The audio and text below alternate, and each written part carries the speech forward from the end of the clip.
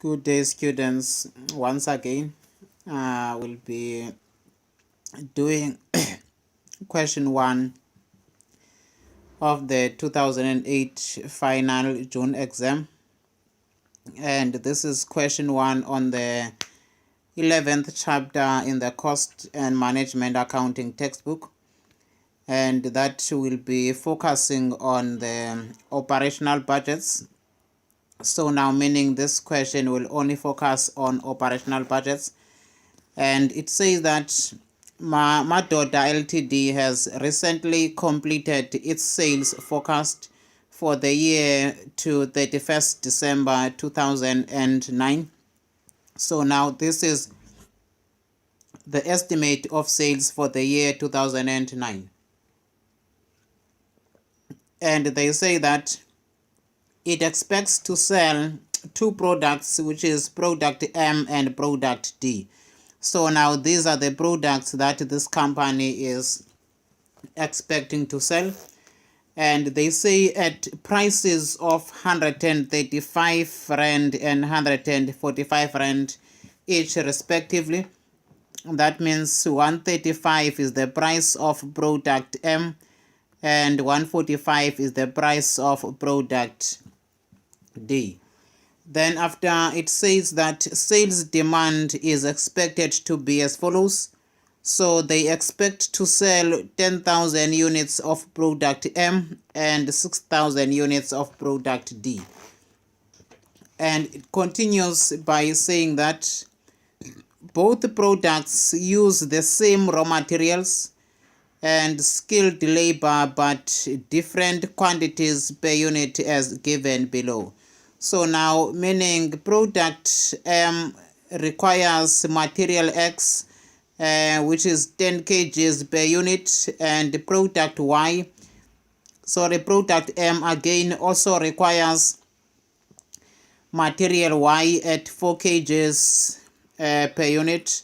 Then the second product, which is product D, requires 6 kgs of material X, and the same product D requires 8 kgs of material Y per unit. So now that means both of these products, they require both the two materials, which is material X and material Y. Then after, we are given the skilled labor, which is 6 hours and 4 hours.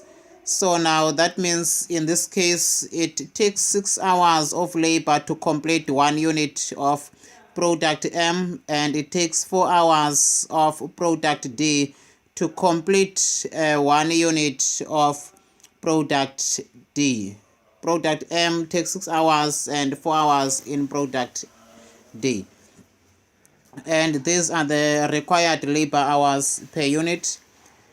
Then after, it further says that the prices expected during the year 2009 for the raw material are as follows. So raw material is expected to cost 150 cents per kg, and material Y is expected to cost 4 Rand per kg. So now these are the expected or the estimated costs of the materials that we buy per kg for the year 2009. Then after, we are told below that the skilled labor rate is expected to be paid 6 Rand per hour. So now that means the skilled labor, which will work 6 hours for product M and will work 4 hours to complete 1 product of product D, those skilled laborers will be paid only 6 Rand per hour.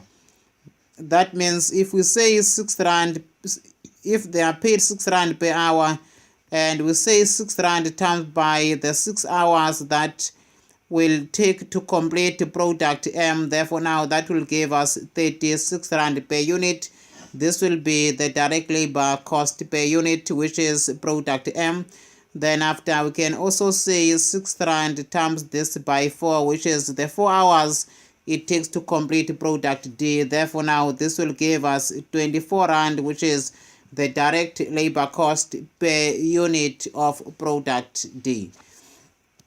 Then after we continue with that, and we are told that stocks of raw materials and finished goods on the 1st of January 2009, meaning this is the opening stock. This is the opening stock. It is expected to be as follows.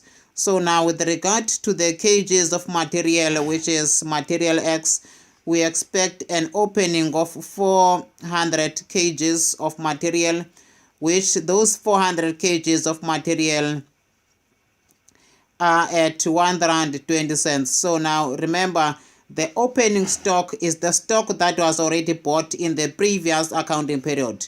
Because now you might wonder, why do we have the R1.20 and yet we're given and told that the cost of the material per kg is R1.50 for material X? It is because this is R1.20, which is the price or the cost at which material X was bought in the previous accounting period.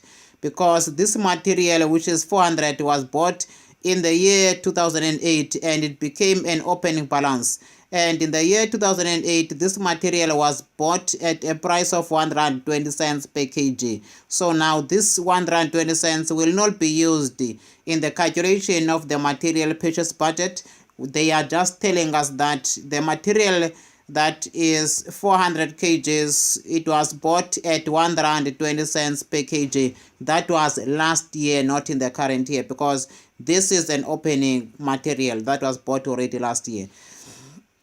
Then material Y, we expect at the beginning or in the opening, it is 200 kgs that was bought at R3. So now the same principle applies.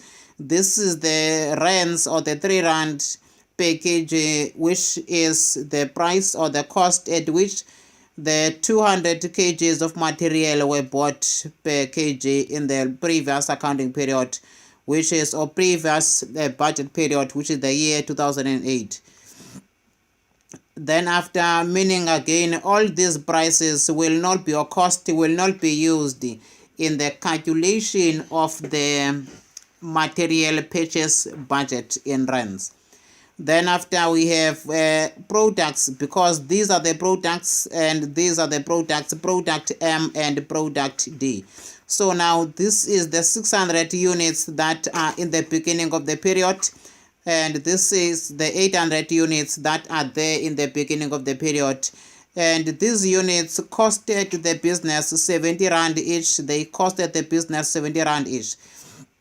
That means the cost of production or the cost of producing product M in the previous accounting period amounted to 70 Rand, and the cost of producing product D, it costed the business 60 Rand per unit. So now these are the cost of production for the previous accounting period. And remember, this cost of production from the previous accounting period, they will not be useful in the calculation of any budget in the current accounting period. So now it further says that all stocks are to be reduced by 15% from the opening levels by the end of the year 2009. So now we were given our opening levels. Here was the inventory, and I told you that all these are the opening stock. So now they are telling us that for us to get to the closing stock at the end of the year 2009, all that you must do is to reduce our opening, and these are the opening. Therefore, now they are telling us that if we reduce our opening by 15%, that will give us the closing, which is the inventory of material and the inventory of completed units by the end of the year 2009, and that will be at 85%. So now that means our closing stock is 85% of the opening stock. In simple terms, our closing stock is equal to 85% of the opening stock, meaning we must reduce, as they are telling us that we must reduce our opening levels. That means our opening stock by 15%, and that will give us the value of or the units of the inventory at the end of the year 2009. So now we continue on that same note. It further tells us that production overhead costs are expected to be as follows. We are given variable overhead as 2 Rand per skilled labor hour. That means now if that is per skilled labor hour, and we need to know how much is the overhead rate per unit. If we need overhead, variable overhead rate per unit, we'll have to multiply this by the labor hours per unit, and we are given different labor hours for the different products. Therefore, now if we want to calculate that for product M, then we'll have to say 2 times by 6, because it takes 6 hours to complete 1 unit of product M. Therefore, now this will give us 12 rand, and 12 rand will be the overhead rate per unit of product M.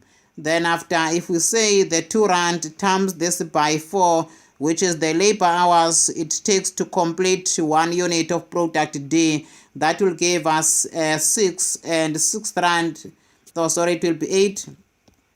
4 by 2, it will give us 8. Therefore, now that means the variable overhead cost per unit of product D will be 8 rand per unit. However, I'm just giving you all this information. It might be relevant, it might not be relevant based on the requirements that will be given to us. Then after, we are given fixed cost, and our fixed costs are given to be 248,940 for the year, and these are absorbed on the direct labor hours basis. That means in order for us to calculate this, in fact, this was based, or it was estimated based on the direct labor hours. So now also our fixed overheads, they are based on direct labor hours, not per unit. Then now from here, we are then required to calculate the sales budget in units and in value. And that is just 3 marks, and it means we have to do our sales budget. Remember, we have 2 products, therefore now we do our sales budgets for the 2 products. Sales budget for product M and product D. Sales budget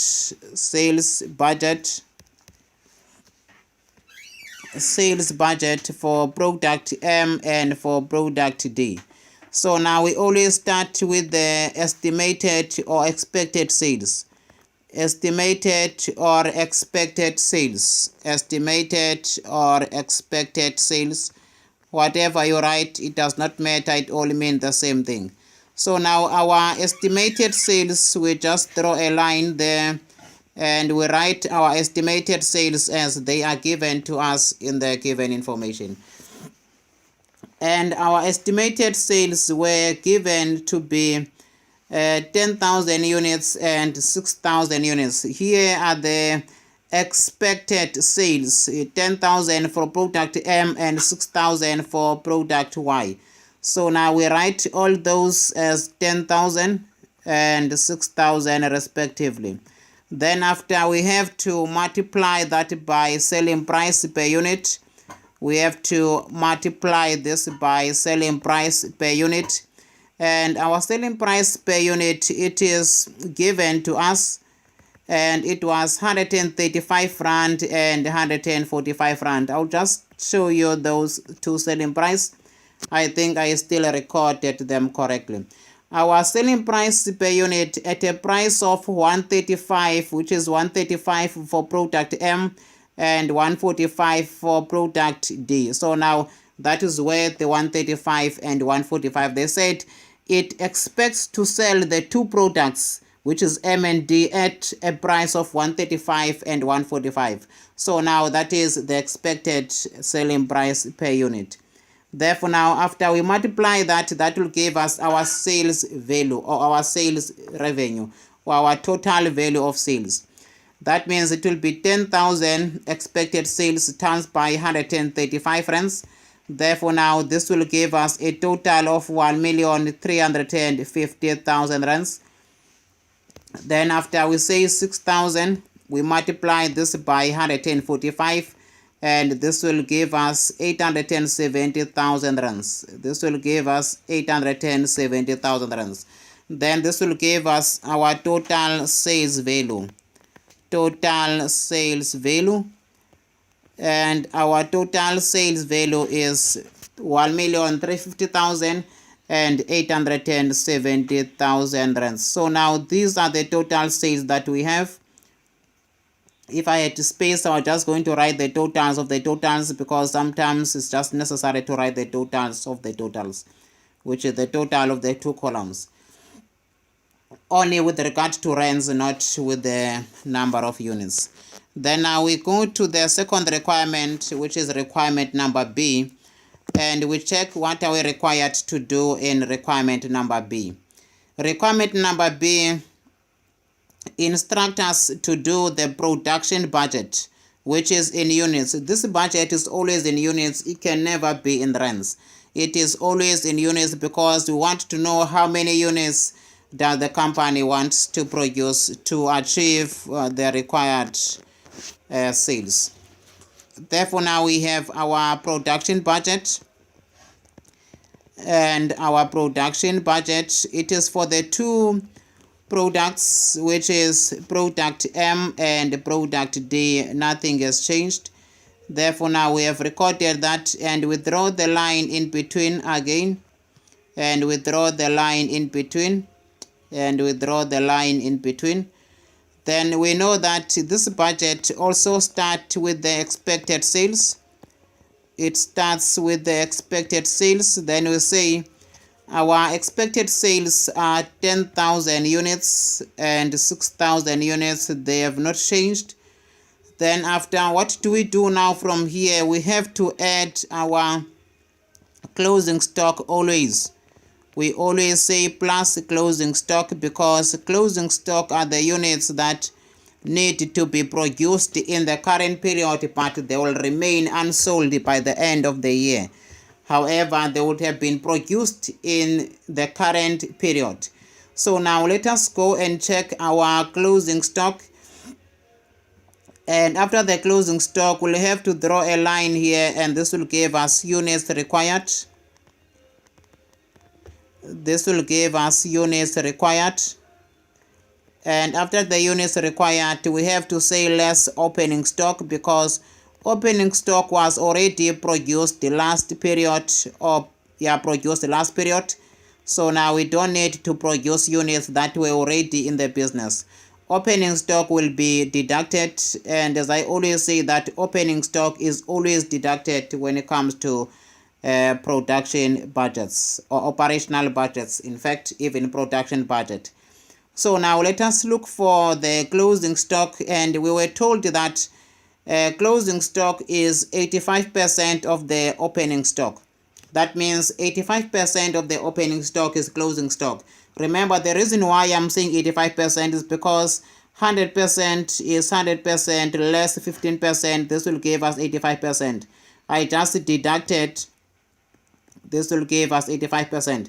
I just deducted 15%. Therefore, now that will give us the units or the stock at the end of the year 2009, because they said all stock, that means material and products. All stock, meaning the material and the products, are to be reduced by 15% from their opening levels, and these are the opening levels by the end of the year. That means in order for us to get to the closing inventory by the end of the period. So now that means, because we are doing production budget, therefore now we are focusing on the units that need to be produced, not the material that need to be bought, the units that need to be produced. So now, in other words, we just have to say the total of 600 times by 85%, 0.85. Therefore, now that will give us 510. Then after, we say 800 times by 0.85, then that will give us 680.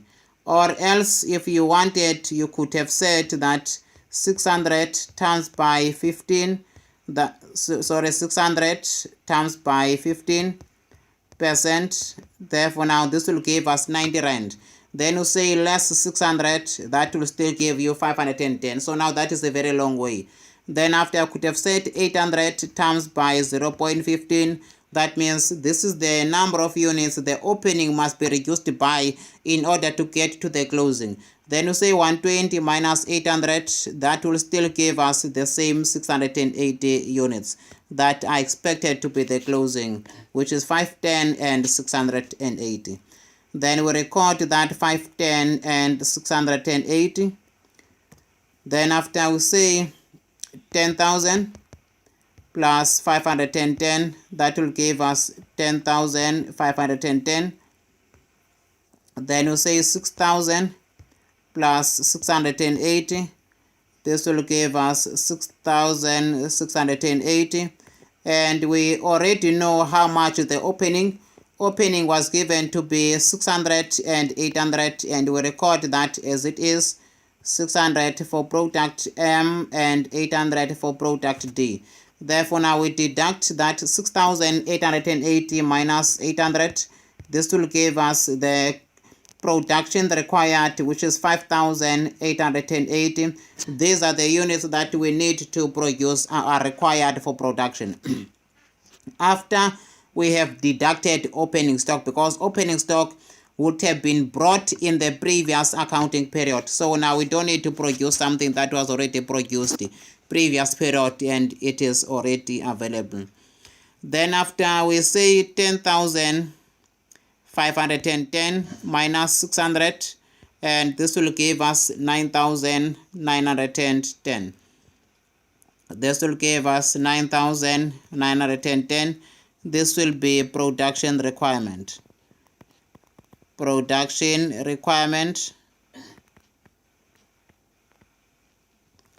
Our production requirement will be the 9,910 and 5,880. So now these are the units that are required for production, or units that are needed for production, or units that need to be produced. Therefore, now we go to the third budget. There is not enough space. Oh, there is still space. Third budget, which is budget number C, or the third requirement. And the third requirement requires us that we should calculate raw material purchases both in units and in value. That means in units and in rand. This is the last part. We are required to do the raw material purchase budget both in units and in value. Raw material purchase budget, this space might not be enough. Let me do this in the next page because this budget requires quite a long space. Therefore, now number C, we are doing the material purchase budget. We are doing material purchase budget. Material purchase budget. So now in the material purchase budget, remember we have two material purchases budget, or we have two we have two material, which is material X and material Y. Therefore now we have material X and material Y, and we draw a line, just to be a little bit neat, and we draw a line. It's not easy to have a very good writing when you write this tablet. It's very slippery, so bear for me for my writing. I try to make it best, but it's very slippery. So now we start with the production requirements. We start with the production, or let us not say production requirements, let us just, okay, production requirements. Our production requirements,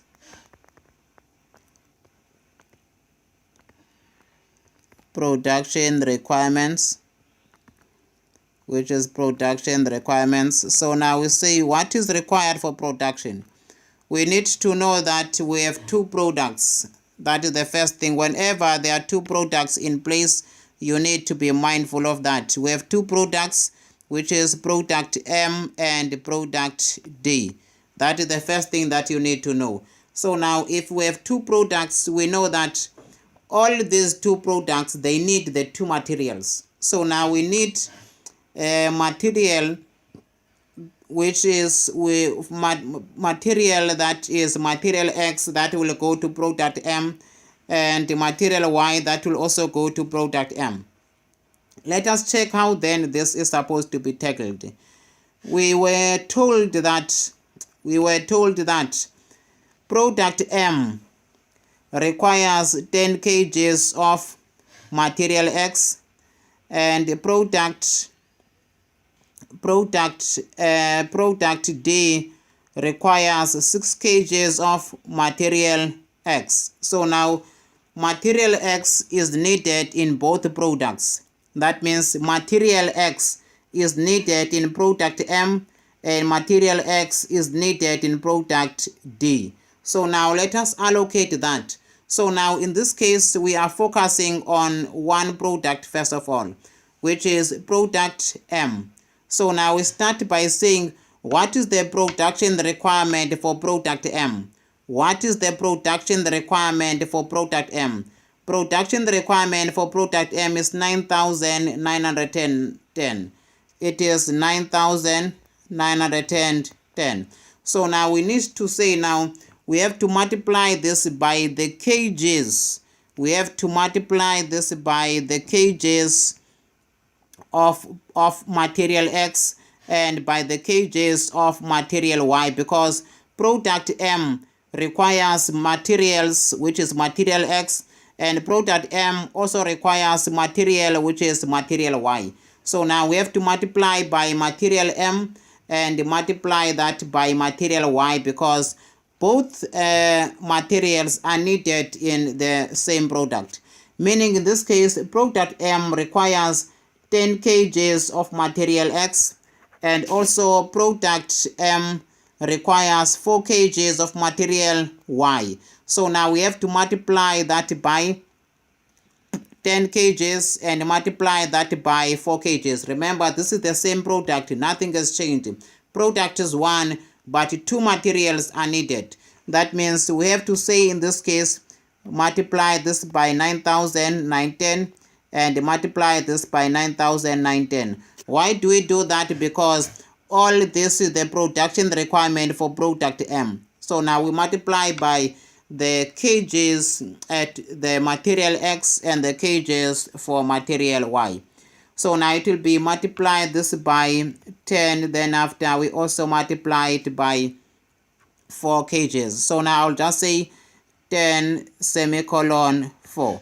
So now it means we have to say product M, which is 9,910, requires 10 kgs. We multiply this by 10 of material X. Therefore now it will be 99,100. Then after we say this is product, this is material X, this is material Y, because product M requires both material X and material Y. So now we have to say 9,910 multiply this by 4, which is material Y, and this will give us 39,640 kgs. Then after now we come to product D, and you say how many units, or what is the production requirement of product D. Production requirement of product D, it is 5,880. It is 5,880. Here's the production requirement for product D. Then after we write that 5,880, then we say we have to multiply by the kgs of material X and by the kgs of material Y. We have to multiply by the kgs of material X and by the kgs of material Y. And here is our product D. We have to multiply it by the kgs of material X, and here are the 6 kgs of material X and 8 kgs of material Y. The product is the same as one product, but this product need material X and this product need material Y. So now the production requirement must be multiplied by the kgs of each material. That means those kgs of each material are 6 kgs and 8 kgs of material X and material Y, which is 6 kgs and 8 kgs. That is 6 kgs and 8 kgs that are needed for product D to be complete. So now, meaning when we do such, we have to say 5,880 multiply this by 6, then it will give us 35,280. Then after that means this is X and this is Y. Then after we say 5,880, we multiply this by 8 kgs. Therefore now this will give us 47,040. This will give us 47,040, which is 47,000 kgs and 40 is required to produce part of product D, and 35,280 is required to produce or to complete part of product D. Then now 99,900 is the kgs of material X that are needed to produce product M, and 39,640 are the kgs of material Y that are needed to produce product M. So now that is all in simple form, and I've tried to simplify it for you guys. Then after we know that these are the totals for material X and material Y separately, then now we can say 47,040 plus 39,640. This will give us a total of 86,680 kgs. 86,680 kgs. Then you say 99,100 plus 35,280. This will give us 134 kgs 380. 134 380 kgs, which is the total or material required. That will be material required, 134,380 material required. This is the material that is required. Material required. So now this is the material that is required, which is material X and material Y. Material X and material Y. These are the material that we need in total that are required. Then after, from this stage, we always have to say plus. Always have to say plus closing stock. Plus closing stock. Then after we plus closing stock, therefore now this will give us total material requirement. Total material required. Total material required. It will give us total material required. So now in this case, let us check how do we calculate the closing stock. Remember, closing stock is 85% of the opening stock. That is the simple way. Closing stock is equal to 85% of the opening stock, meaning 85% of the opening stock is equal to closing stock. So now they told us that all the units, all the stock, that means raw material and the units. Therefore now we are focusing on the raw material. All the stock are to be reduced by 15% from their opening levels by the end of the year 2009. Therefore now we have to say 400 kgs of material X times this by 85%. Then after we have to say 200 kgs of material Y. We multiply this by 85%. Remember, I said the reason why is 85 because we subtracted 15%. Therefore now that will give us a total of 400 times this by 85%. It will be 340 kgs. 340 kgs will be the closing. Then after we say 200, we multiply this by 85, it will give us 170 kgs of material Y. So now if you wanted, remember, you could have said 400 times by 0.15, it will give you 60. Then you say 400 minus 60, you get to the same 340. Then second, you could have said 200 times by 0.15, that will be 30. Then you say 200 minus 30, that will still give you 170. So now that is why I prefer the short approach. Therefore now our closing is 340 and 170. So now we record all that respectively, 340 and 170. Therefore now we say 170 plus 86,680, that will give us 86,850. 86,800, let me just calculate that. We have 170 plus 86,680, and this gives us 86,850.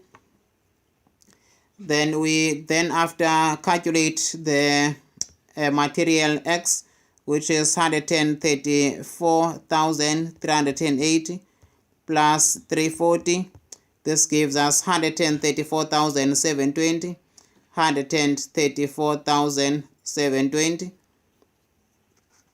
Then it will be 134,720. So now after we have added, we set 134,380, 134,380 plus 340, then we set 86,680 plus 170. So now these are the total material required. Then after we less the opening,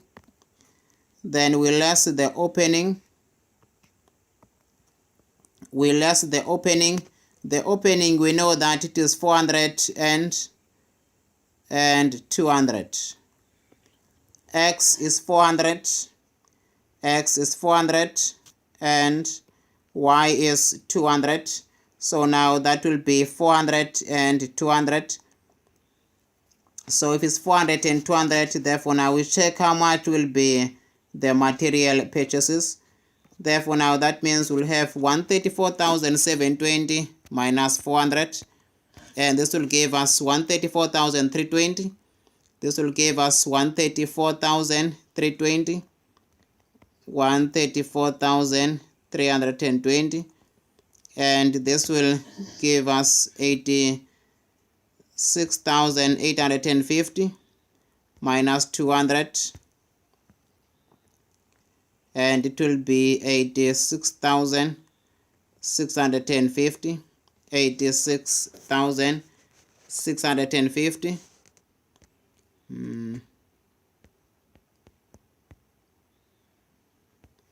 That will be 86,650.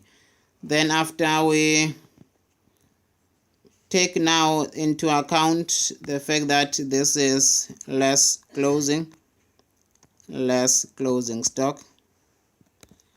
This is less closing stock. Then after this is material purchases, or purchases in units.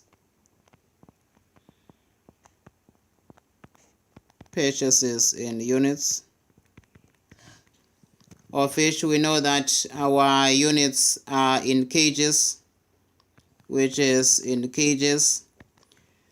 Then after we multiply this by cost per unit, and our cost per unit, it is, I think, 100 something. I think it was 150. Our cost per unit was expected to be 150, and 400, 150 and 400. So now we have that 150 and 400. So now because of that, that means now we have to multiply that by 150 and 400. Remember, I said these two prices are the prices of the material that was incurred when the material was bought in the previous accounting period, and it just became an opening balance because they gave us the opening balance of material. They also told us the price at which this material was bought for. Therefore, now it will not be applicable. We just multiply by 150 and we multiply by 4 rand, 1 rand 50 cents, and we multiply that by 4 rand, 4.00. Therefore, now this will give us material or purchases in value. Therefore, now this will be purchases in value, purchases in rand, which they said is value. Therefore, now this is the value of the material that need to be bought. This will be 134,320. 134,320 times by 1 rand 50 cents, and this will give us 201,480. 201,480, and this will be 86,650 times this by 4, and it should give us 34,000 or 346,400. This will give us 346,600 rands. 346,600 rands. So now let us get, or this will be the value of the material by budget. This is the value of the budgeted material. Let me just do the recalculation and I confirm that no amount that is wrong, because sometimes you can calculate and we make errors. So now we have 99,100, which came from 10 and 4, where we multiply by 10 and by 4, and we set 99,100. We apply 10. We set 9,910. We apply that by 10. 9,910 times this by 10 gave us 99,100. Then we said 9,910. We multiply this by 4. It gave us 39,640. 39,640. Then after we said 5,880. Multiply this by 6. It gave us 35,280. 35,280. Then after we said 5,880. Multiply this by 8.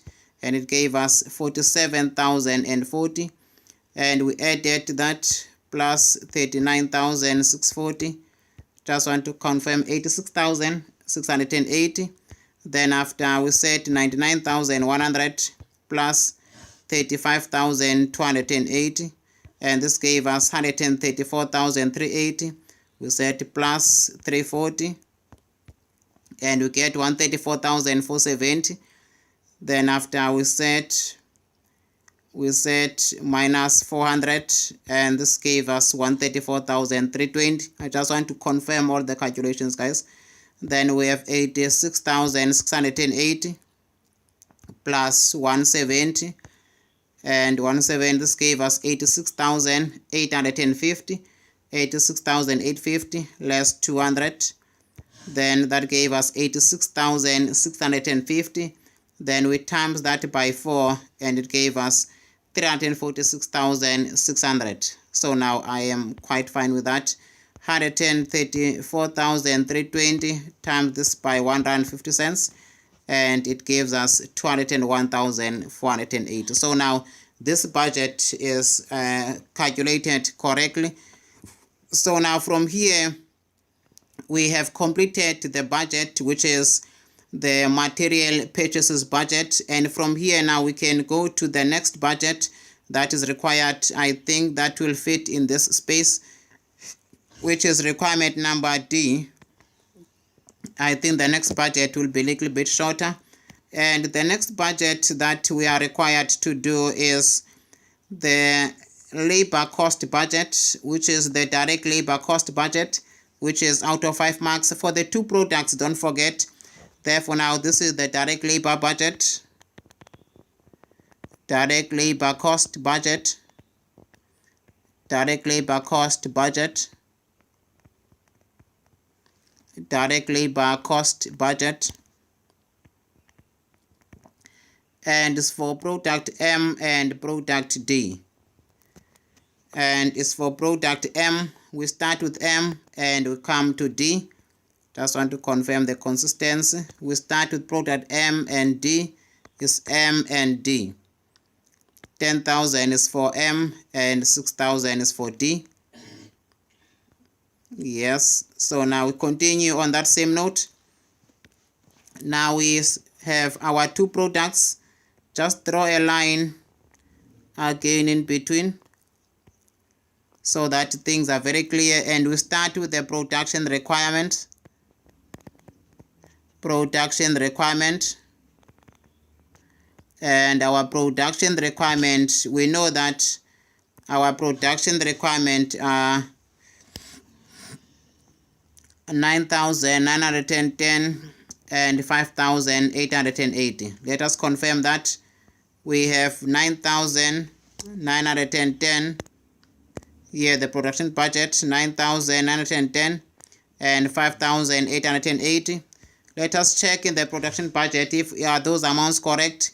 Here the production budget 9,910 and 5,880.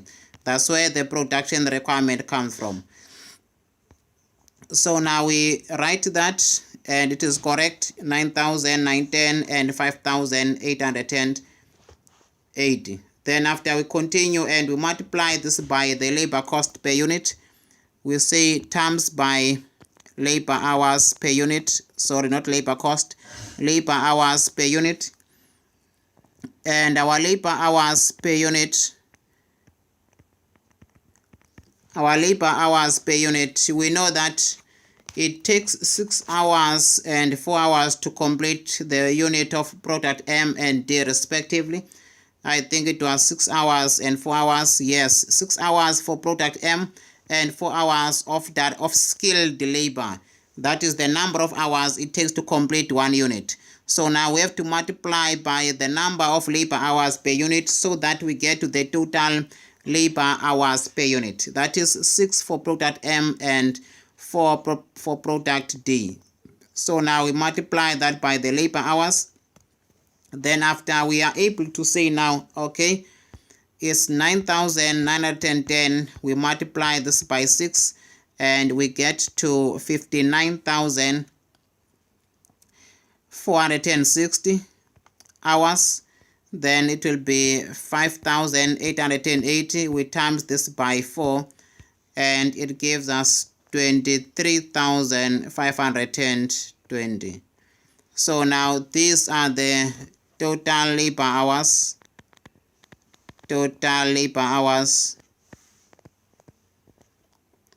Total labor hours required. So now these are the total labor hours that are required for production. That means we need this number of hours in order to produce the units that are given as the production requirement.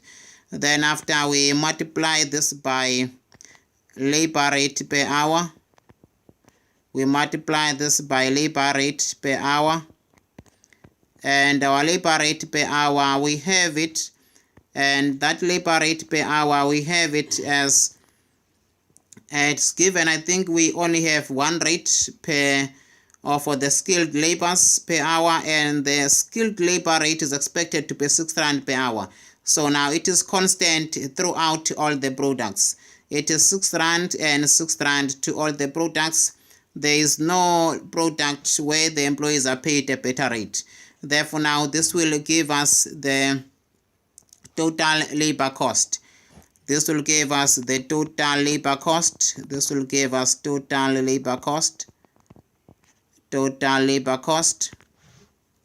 Then after we are able to say now 23,520 times this by 6, and it will give us a total of 141,120. Then after this will be 59,460 times this by 6, and it should give us 356,760, and this is the total labor cost. This is the total labor cost, 356,760 and 141,120. So now our total labor cost, if we just add the two, 356,760 plus 141,120, this will give us a total of 497,880. This is the total of the labor cost that will be incurred by this company for both products. Then now it's very important to do this total. Let me just do it also for material. For material, the total will be here at the bottom. The total of the material cost would have been 201,480 plus 346,600. This would have been a total of 548,080. This will be the total cost of material that will be budgeted, total sum of the two. Then now we have calculated our total labor cost. However, I just want to calculate our labor cost per unit. I normally like to do that. Labor cost per unit, although we might still be required next. Labor cost per unit. Our labor cost per unit, it will be calculated under product M as 356,760 divided by 9,910. That will give us 36 rand per unit. Then after, I will say 141,120 to the total labor cost for product D, divide by production requirements, which is 5,880. This will give us 24. So now this will be the different labor cost that will be given to us. Then now if we wanted, we could have said 6 times by 4, because the employees are paid 6 rand and the hours is 4. And if you say 6 times by 4, we get 24. Or else you could have said rate times by the hours for product M, of which the rate is 6 times by 6, and that will give us 36. So which is the same 36 that we see here at the bottom. Either way you calculate it, at the end you get the same amounts, 36 and 24. And it's very important to know how to calculate the labor cost per unit. So now let us continue with that, and we do the next requirement. And the next requirement is that we must do the next budget, and the next budget is the production overhead cost per labor hour. Very important, because they say it is per labor hour, and this is the last budget. But I'll just do a budget number F, where we do the cost per unit. Cost per unit, where I have to do the production cost per unit, if I may call it production cost per unit. Production cost per unit. I will just try to do this production cost per unit, although it is not required. So now we are required now to do number E, and number E we are doing production overhead cost per labor hour, not per unit, per labor hour. And we already know that our variable overhead is 2 rand per labor hour, or per skilled labor hour. So now we'll just write the 2 rand, and we are given our fixed overhead as 248,940 for the year, and is absorbed on the direct labor hours basis. It means we need to divide this by the total labor hours. How much is our total labor hours? Our total labor hours, we have it. our total labor hours. Here are the total labor hours. Total labor hours. We have our total labor hours as 559,460. These are the total labor hours. So now if we take the sum of the two, that will give us the total labor hours. Let us just calculate it now. 59,460 hours plus 23,520 hours.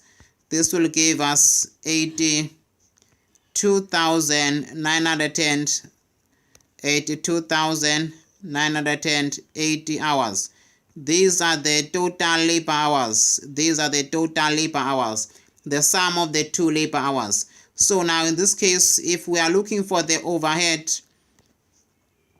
fixed overhead rate per hour, we have to divide by those hours, and those hours are 82,980. 82,980.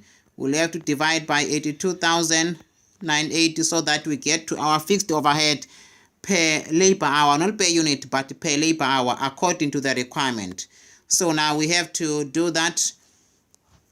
Then we are doing number E, where we do production overhead per labor hour. Production overhead per labor hour. Production overhead per labor hour. Per labor hour, not per unit, it's per labor hour. So now this is per labor hour. It means now we just have to say that we have variable cost,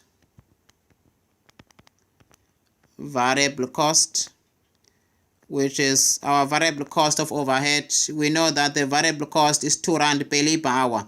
This is per labor hour, so now we don't do anything, we keep it as it is. Then after we say fixed cost, our fixed cost, now we'll have to do some calculations where we say the total fixed cost. Remember, our total fixed cost was in total, and it was 248,940. 248,940. It is 248,940.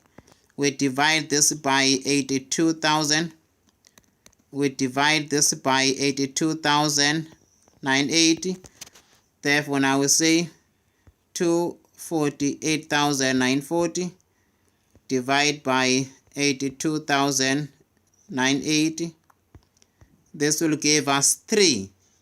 Therefore, now it will be 3 rand per direct labor hour. Therefore, now when we add the two, that will give us the sum of, it will give us the sum of 5. Therefore, now this will be our overhead rate per labor hour. It will be 5. Overhead rate per labor hour is 5 rand. So now this will be our overhead cost. Overhead cost per labor hour. Overhead cost per labor hour, it is an amount of 5 rand. However, we can also calculate this per unit. Therefore, now let us do that where we do this per unit. Let me just say E2 here at the bottom, because it's also important to do overhead per hour, per unit in fact. I will do overhead per unit. Overhead per unit. In this case, overhead per unit, we have two products, which is product M and product D.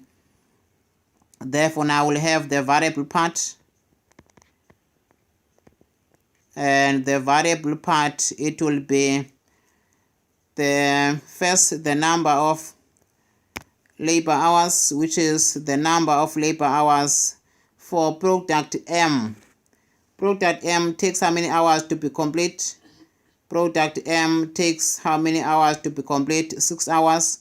And the rate for that, we already know that the rate is 2, variable is 2 rand per labor hour. Therefore, now it will be 6 times by 2. It will be 2 times by 6 hours. Then after we say on the other side, the rate still of overhead is 2 times by 4. This is the 4 hours for product M because it takes 4 hours, sorry, for product D, because it takes hours to complete product D. Therefore now this will mean we will have 2 times that by 6, it will give us 12 rand. Then after we say 2 times by 4, it will give us 8 rand. Then after we say fixed part, fixed cost. Also our fixed cost per labor hour is 5. We have calculated it. Per labor hour, our fixed cost is, is 3. Our fixed cost is 3 per labor hour. This is 3 rand per labor hour. Let me say that 3 rand per labor hour. Per labor hour, so that we are clear. Therefore now this will be 3 times by the number of hours it takes to complete 1 unit, or the number of direct labor hours to complete 1 unit, which is 6. Then after this will also be 3 times that by 4 hours. Then we'll have to say now, we'll have to say 3 times by 6. This will give us 18. And this will be 3 times by 4, and it will give us 12. 3 by 4, it will give us 12. So now our overhead cost per unit for each product will be the sum of the two. And it's very important that you are able to answer this question that I'm doing additional questions, because the information is very important, but they don't ask all the questions. Then it will be 12 plus 18, and this will give us 30, which is overhead cost per unit. Overhead cost per unit. Overhead cost per unit.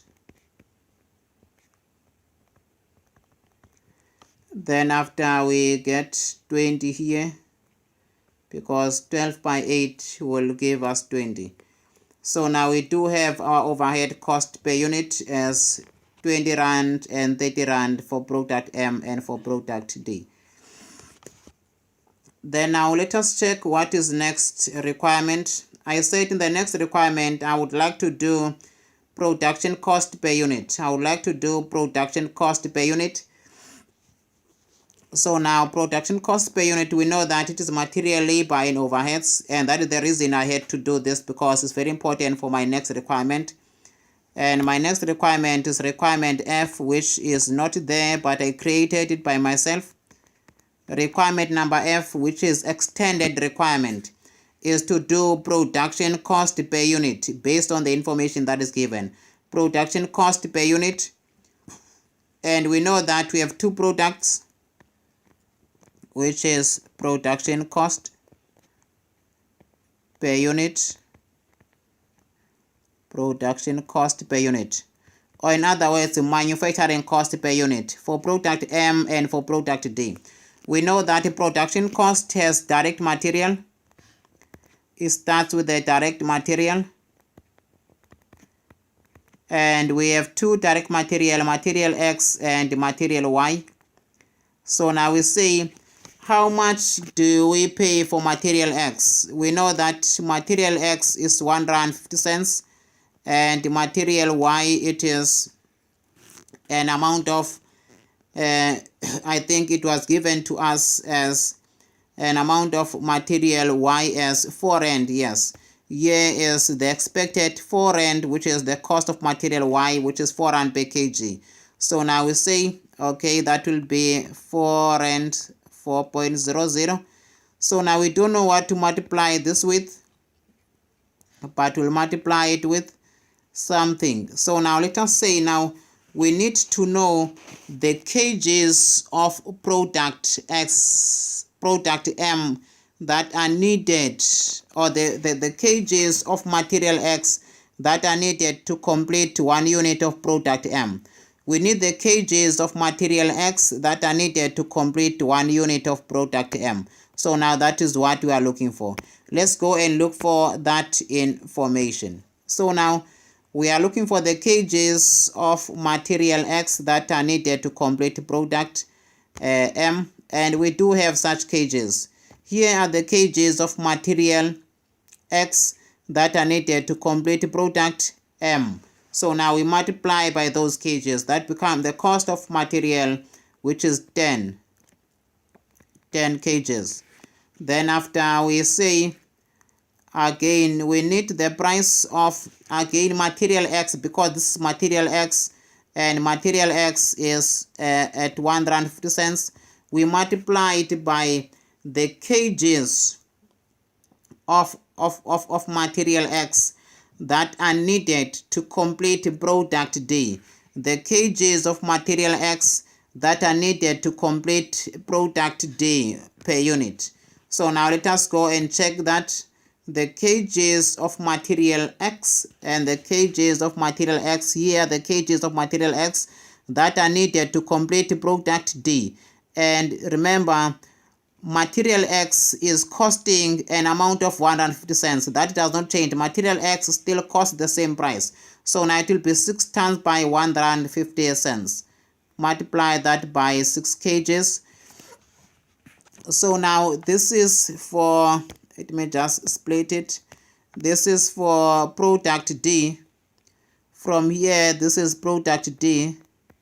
And this is product M. These are two products. This is product D and product M. This is product D and, sorry, product M and product D. This is product M and this is product D. I don't know why am I starting with the alphabets. This is product D. So now let us allocate our material to our products. It is 150 cents times by 10. It will be 15 rand. Then after we say 150 cents times this by 6, and it will give us 9 rand. Then after material now, which is material, again we say 4 here, times it. We are looking for the kgs of material Y that are needed to complete 1 unit of product D.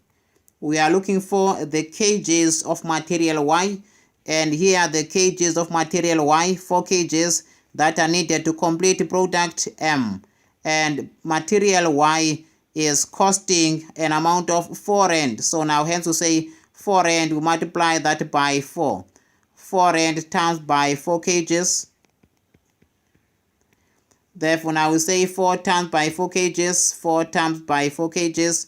That will give us 16. Therefore now it will be 16 rand, which is the cost of material kgs per unit of product M. Then after we say now we are looking for what? We are looking for the kgs of material Y that are needed in order to complete 1 unit of product D. The kgs of material Y that are needed to complete 1 unit of product D. Let us go and check how many kgs per unit are needed to complete 1 unit of product D. And we do have such kgs. That means we are under product D. Here are the kgs of material. 8 kgs of material. Which material? 8 kgs of material Y that are needed to complete 1 unit of product D. That is what we are talking about. Therefore, now we say, how much is the price of material Y? The price of material Y is at 4 rand. There is the price of material Y is 4 rand per kg. Therefore, it will be 8. We multiply that 8 by 4. Therefore, now 8 by 4, that will give us 4 times by 8 kgs.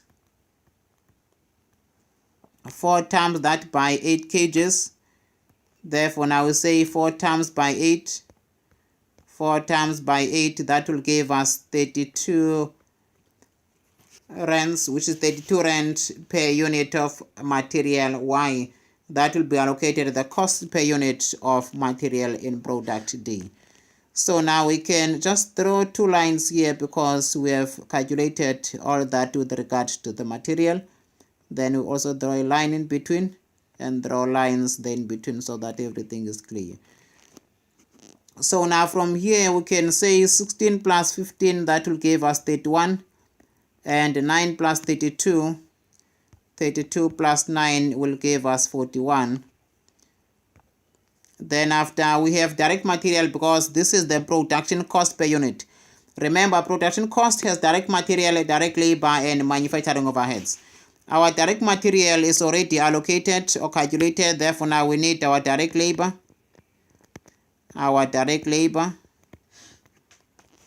And we already do have our direct labor cost per unit.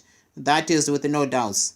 Direct labor cost per unit, I think we calculated that. Direct labor cost, yes, we do have it. It was 36 and 24. It was 36 and 24. Where was the 36 coming from? We said the rate of labor, which is 6 rand, times by the number of labor hours to complete 1 unit of product M, which is 6 times by 6. That's where we call 36. 6 times by 6, and that gave us 36. 6 times by 6, it gave us 36. So now if we want, we could have just said 6 rand times by 6 hours. That will give us 36. And we say 6 rand times by the number of labor hours it takes to complete product D. And we know that product D takes 4 hours. Yes, 4 hours, and yes, 6 hours. The rate of labor is 6 rand. It does not change, 6 rand throughout, but the number of hours are different based on the product. Hence now we multiply by 6 hours of labor and by 4 hours of labor to complete 1 unit of product M and product D. So now we'll have 6 times by 6, 36. Therefore now it will be 36 here. And we say 6 times by 4, this will give us 24. Therefore now it will be 24. Then after we say plus overheads, we say plus overhead. Our overhead, we know that they are divided again twice. Our overheads in total, they are 5 rand per labor hour.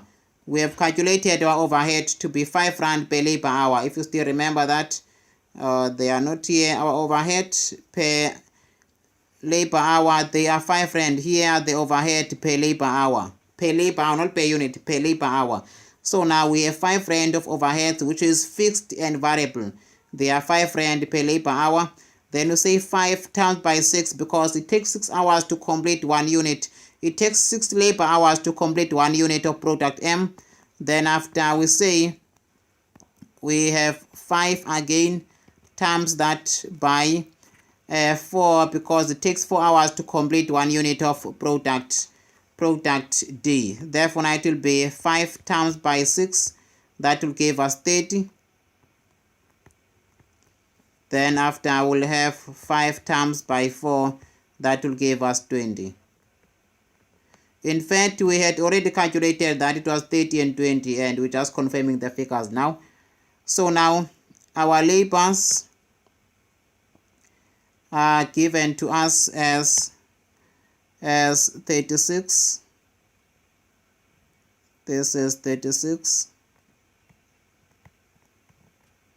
And this is 24.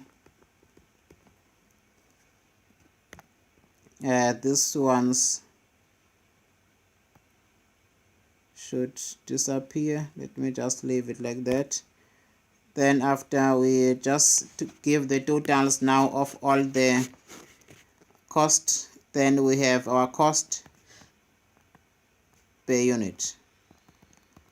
Production cost per unit will be an amount of 31 plus 36 plus 30. Then this will give us 97.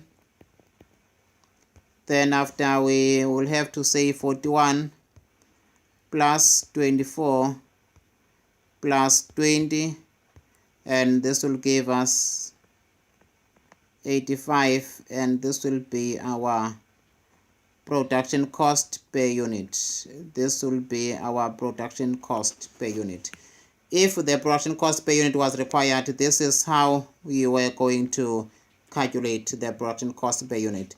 Take note of all these things. They are just very important for your information. You might not know in the exam, they might be asked. On my side, I think I've completed everything now. I have done all the requirements up to the last one, and I added one. And with that being said, I can say surely thank you. God bless you.